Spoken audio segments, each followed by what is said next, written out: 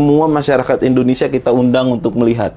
Seluruh pakar hukum akan kita declare undangan itu. Tenang aja, akan kita declare. Fungsinya apa? Pak Tom itu sejak pertama kali bertemu kami dengan tim hukum ini, dia sudah mendeklar satu, dia tidak bermain-main dengan masalah impor, apalagi mengambil keuntungan pribadi atau membuat orang lain untung secara melawan hukum. Itu satu. Terus yang kedua, dia tidak mengambil tidak menerima aliran dana. Yang ketiga, dia siap bertanggung jawab secara hukum kalau memang yang dia lakukan itu terbukti salah, gitu. Apalagi yang dituduhkan adalah korupsi, gitu. Itu kan ya dia komitmen atas hal itu. Untuk itu sampai hari ini pun gitu kita masih berkeyakinan, keyakinan kita pun nggak taklid ya kalau bahasa agamanya. Ya memang tidak ada bukti yang membuktikan bahwasanya Pak Tom itu melanggar pasal 2 ayat 1 ataupun pasal 3 Undang-Undang Tipikor. Kita berkeyakinan ya ini seperti kriminalisasi terhadap Pak Tom Lembong. Soalnya menurut saya ya Pak, jika bukti-bukti tuh udah lengkap, jadi alasan utamanya yang menyebabkan kasus ini tuh belum bisa diputuskan di pengadilan tuh apa gitu? Apa kendalanya? Apa mungkin validasi bukti-buktinya atau gimana? Nah itulah, itu jadi bukti bahwasanya penetapan tersangka saat itu di 29 Oktober dan penahanan terhadap Pak Tom itu masih lemah buktinya. Ini jadi bukti karena apa? Belum dilimpahin. Kalau emang udah kuat, ya limpahin dong. Gitu aja kita simpelkan. Sebenarnya berapa lama lagi sih Pak Tom harus ditahan, Pak? Kalau dalam konteks penyidikan paling lambat 25 hari.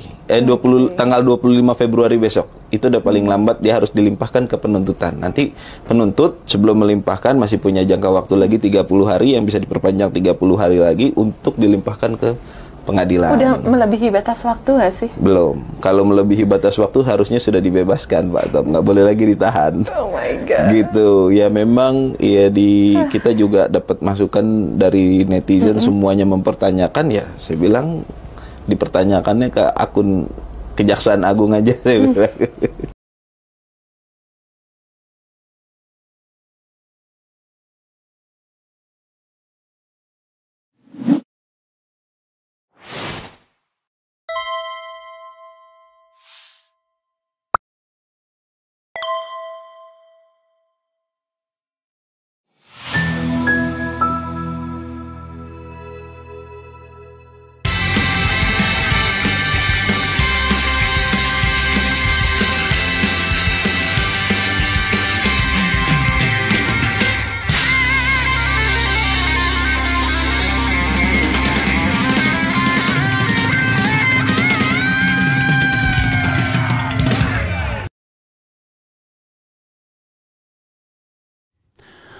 Assalamualaikum warahmatullahi wabarakatuh, sobat RH sekalian.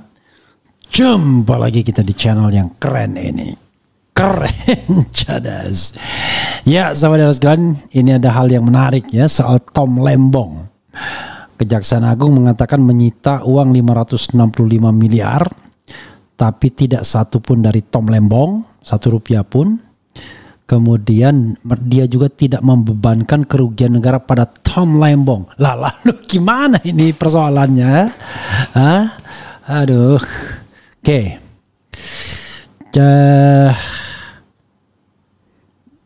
Coba kita lihat ya.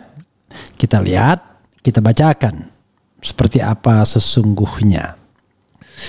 Oke, sobat era sekalian ya.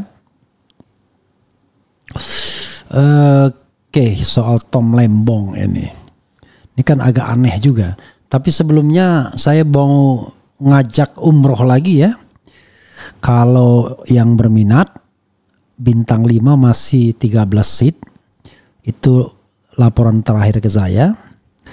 Kalau bintang 3 dari 80 ya.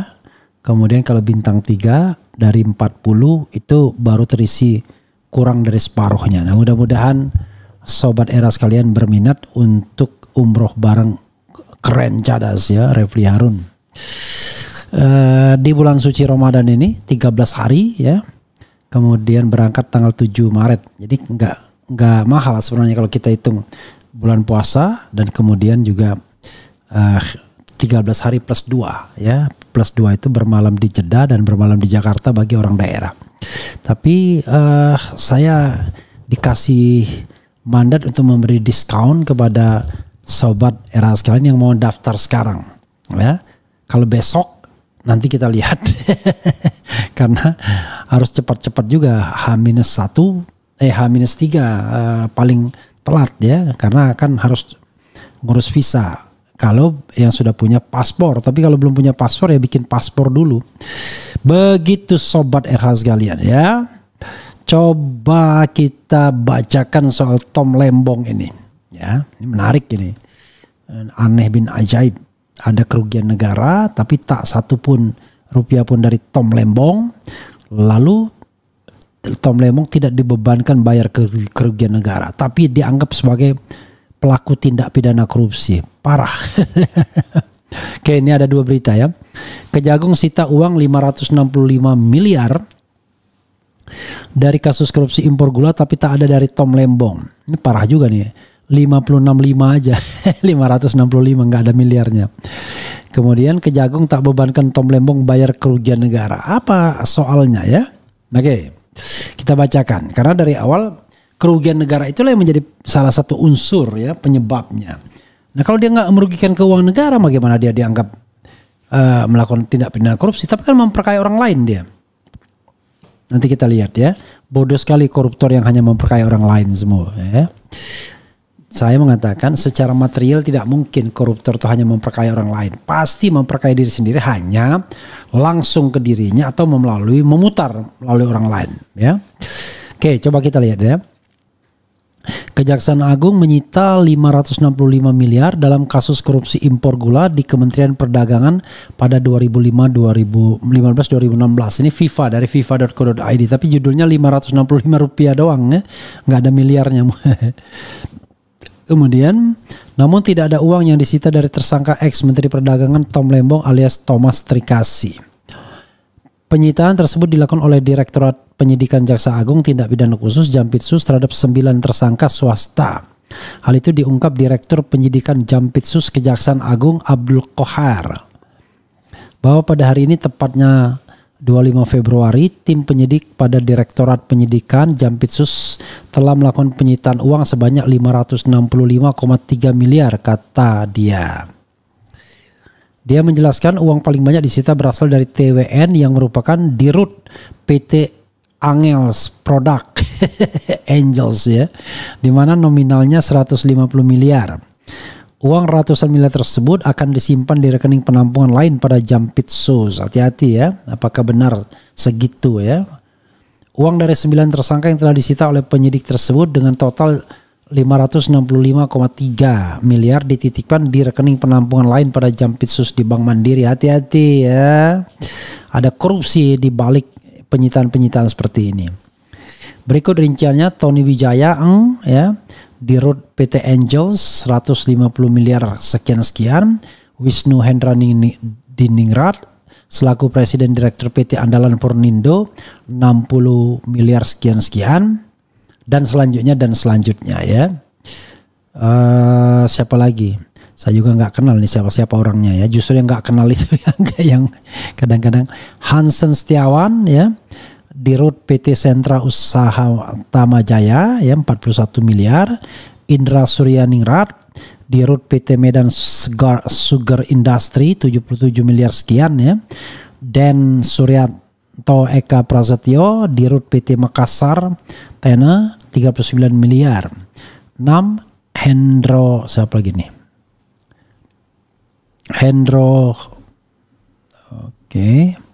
Hendro Antonio Tiwon ya, Duta Sugar Internasional. Kemudian apa lagi ya?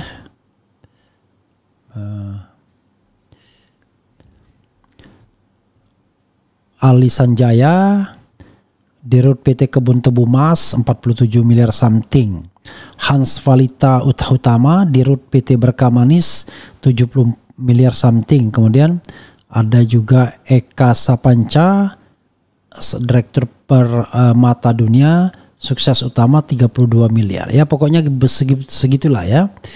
Tapi tak satu pun ya itu berasal dari Tom Lembong punya Tom Lembong punya kerjaan ya. Oke, kenapa nggak dibebankan? Coba kita lihat ya. Kejaksaan Agung ini kan, Kejagung tak bebankan Tom Lembong bayar kerugian negara. Kejaksaan Agung, Kejagung menyatakan mantan Menteri Perdagangan Thomas Trikasi Lembong atau Tom Lembong tidak dibebankan membayar kerugian keuangan negara dalam kasus penyalahgunaan wewenang impor gula. Direktur Penyidikan Jaksa Agung Muda Bidang Tindak Pidana Khusus Abdul Qohar menjelaskan, kerugian yang terjadi saat itu bukan di masa Tom menjabat. Luar biasa. Ini adalah kerugian di tahun 2016 yang pada saat itu pejabatnya bukan Pak Menteri Perdagangan saat itu. Bukan Pak Thomas Lembong, ujar Qohar dalam konferensi pers. Maka kerugian itu tidak dibebankan kepada para tersangka yang disangkakan melanggar ketentuan Undang-Undang Tindak Pidana Korupsi bersama-sama dengan Pak Thomas Lembong, imbuhnya. Namun lanjut Qohar, hal itu tidak berarti Tom tidak menerima aliran dana korupsi. Ia pun mengatakan aliran yang akan terungkap dalam proses persidangan. Bahwa apakah ada aliran uang Pak TTL, ini nanti akan kita lihat bersama di depan persidangan, tuturnya. Biasanya sudah diceritakan kalau ada. Kejagung telah menetapkan Thomas Lembong dan ex-direktur PT Perusahaan Perdagangan Indonesia PPI berinisial CS sebagai tersangka dalam kasus korupsi penyalahgunaan wewenang impor gula. Tom Lembong dinilai menyalahgunakan wewenangnya sebagai Menteri Perdagangan dengan mengeluarkan izin persetujuan impor dengan dalih pemenuhan stok gula nasional dan stabilisasi harga gula nasional meskipun Indonesia sedang surplus gula. Tom Lembong juga diduga melakukan perbuatan melawan hukum dengan menerbitkan persetujuan impor gula kristal mentah GKM untuk menjadi gula kristal putih kepada pihak-pihak yang tidak berwenang. Dalam kasus ini Kejagung menyebut nilai kerugian negara mencapai 578 miliar. Terbaru Kejagung menetapkan total 9 orang tersangka dari perusahaan swasta yang ditunjuk sebagai tempat pengolahan GKM menjadi GKP oleh Kemendak. Kejagung yang juga telah menyita uang 565 miliar dari para tersangka sebagai bentuk pemulihan kerugian negara tersebut. Keren sekali. Jadi saudara sekalian ya, saya katakan saya tidak mendukung koruptor. Siapapun koruptor harus disikat. Tetapi masalahnya agak reasonable lah, agak masuk akal gitu. Dari kemarin kita cari-cari kerugian negaranya di mana. Apa kerugian negara yang disebabkan oleh Tom Lembong? Karena kalau hanya kebijakan saja, nggak bisa dikriminalkan kebijakan. Karena tidak ada motif jahatnya kalau saudara kebijakan. Tapi kalau dia punya motif jahat untuk kickback dan lain sebagainya, maka saya kira kita tidak bisa mengatakan Tom Lembong orang baik. Tapi kalau sampai sekarang nggak jelas mengatakan nanti kita akan buktikan aliran dana dan lain sebagainya, saya kira Kejagung sedang mencari-cari alasan untuk menghalalisasi, menghalalkan tudingan atau tuduhan atau tuntutannya terhadap Tom Lembong. Jadi begitu saudara sekalian. Jadi kita menegakkan hukum itu ya harus jelas kesalahannya apa. Nggak boleh ya sembarangan seperti ini ya. Bayangkan ada kasus yang jauh lebih powerful di mana orang merugikan negara sekian dan langsung bersangkutan dengan orangnya. Ini bikin kebijakan lalu kebijakan itu dianggap koruptif padahal hipotesa kan masih, yaitu memberikan izin impor gula padahal sedang surplus dan ada ahli mengatakan nggak pernah Indonesia itu surplus gula, itu satu. Yang kedua adalah memberikan izin impor gula kristal mentah padahal harusnya gula kristal putih. Apa pula itu ya? Padahal di situ yang namanya BUMN sendiri juga mendapatkan keuntungan berupa fee. Ya, sebenarnya dari awal saya nggak begitu jelas. Tom Lembong ini diapakan sih sebenarnya kasus korupsinya ya. Dan kemudian kerugian itu menteri sesudahnya nggak jelas lagi. Bukan pada masa Tom Lembong lah. Gimana ini? Pokoknya itu aja lah ya. 2016 itu kasus bukan Pak Tom berarti. Assalamualaikum warahmatullahi wabarakatuh. Abang Refli Harun. Bung Refli layak bicara tentang hukum hak cipta royalti karena sudah S3. Apa ini impeachable ya? Sebenarnya bukan karena S3 atau tidak. Apakah kita mengerti atau tidak ya? Kebetulan saya baca. Tapi bacanya baru. Tapi logika hukumnya saya paham ya. Nah logika hukumnya ini yang paling penting adalah karena yang namanya right pencipta itu dia hak eksklusif menurut undang-undang. Jadi karena dia hak eksklusif ya dia bisa menuntut ya. Harus ada skenario dari Kejagung sudah kepalang tanggung mentersangkakan Pak Tom Lembong. Para tersangkanya dipaksa pura-pura mengaku di depan publik yang kemudian akan dibebaskan dalam waktu singkat. Kerjaannya Mulyono anti kritik. Memangnya berani sama Raja Jawa. Kalau memang Pak Tom yang dapat untung tentu itu uang kembalian dari dia. Tapi kok bukan. Semoga Kejagung jujur dan jauh dari skenario zolim dalam kasus ini. Kebenaran itu ada buat orang yang benar-benar percaya. Kejaksaan menangani kasus Tom Lembong dengan cara-cara yang konyol dan menjijikkan. Hebat juga uang 565 bisa kecelacak hampir 10 tahun yang lalu. Ya ini juga saya heran. Gagah juga Kejagung ini. Masa kasus depan mata kayak Zulhas nggak dilacak, di depan mata masa nggak ditangkap, sedangkan semua di seberang pulau. Semua keluarganya ikut proyek-proyek strategis demi kejayaan dinasti Pak Mul ya. Ini kasus semua demi Fufu Fafa Bang Refli. Ya Fufu Fafa memang singgung-singgung Tom Lembong kan, kayaknya dia terobsesi sama Tom Lembong, mungkin merasa apalah ya. Para tersangka udah setor kerugian negara, artinya dibebaskan dong kata Wowo. Kembalikan uangnya, bebas dong. Kalau Tom Lembong nunggu bayar. Ya nggak juga benar ya, kerugian negara sudah dikembalikan. Tapi agak aneh. Kok lewat 10 tahun tiba-tiba bisa nyita di perusahaan itu. Tok nyita. Bingung juga kita ya. Gitu kok tiba-tiba yang diincer ya. Yang kasihan tuh orang-orang seperti itu, nggak terbukti tapi ditahan macam Gus Nur dan Tom Lembong. Ya itulah, ya. Bahkan yang katanya dapat uang, udah nggak? 9 tersangka baru ini udah ditahan belum ya?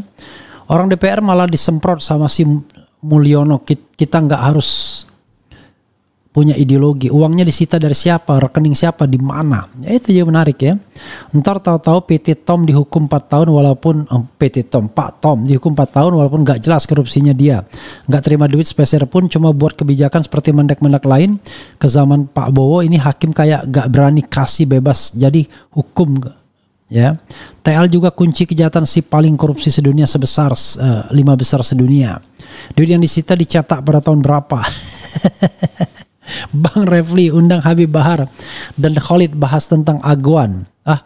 Kenapa? Oh Khalid ini ya. TL kunci kotak Pandora kejahatan si paling korup sedunia 5 besar sedunia. Jadi sekali lagi kasus Tom Lembong ini ya kasus yang gak jelas ini. Orang ya saya sih kalau dia korup ya oke lah. Atau kalau dia korup tapi cuma terima kickback sedikit, jangan juga dibesar-besarkan. Pokoknya harus proporsional. Tapi kalau enggak ya janganlah. Aduh ya. Itu saja saudara sekalian. Untung saya nggak pernah jadi pejabat ya. Satu-satunya jabatan cuma menjadi komisaris utama. Nah kalau Anda mau cari korupsi saya di mana sebagai komisaris utama silakan saja kalau ada. Itu aja ya saudara sekalian. Ini mohon maaf ya. Mudah-mudahan kita bisa berangkat umroh bareng ya tanggal 7 Maret 2025 di Mekah Al-Mukarramah dan Madinah Al-Munawwaroh ya. Saya baru saja tuh masih gundul tuh sebenarnya. Tapi ya mau berangkat umroh lagi. Itu satu kesenangan sendiri ya, apalagi bersama kawan-kawan ya. Oke, itu saja sobat sekalian, mudah-mudahan Yakut kenapa dibiarkan ya? Nah, itu juga kan aneh kan? Padahal kerugian negara dan keuntungannya waduh gila-gila. Ada yang menyebut sampai 2 triliun ya kata Gus Yasin dari Surabaya ya. Japri aja Pak Bang Repli Pak Prabowo nggak punya nomor teleponnya saya. Rasa cemas, hidup berat, dunia gelap. Fufu Fafa makzulin aja. Ada juga nih.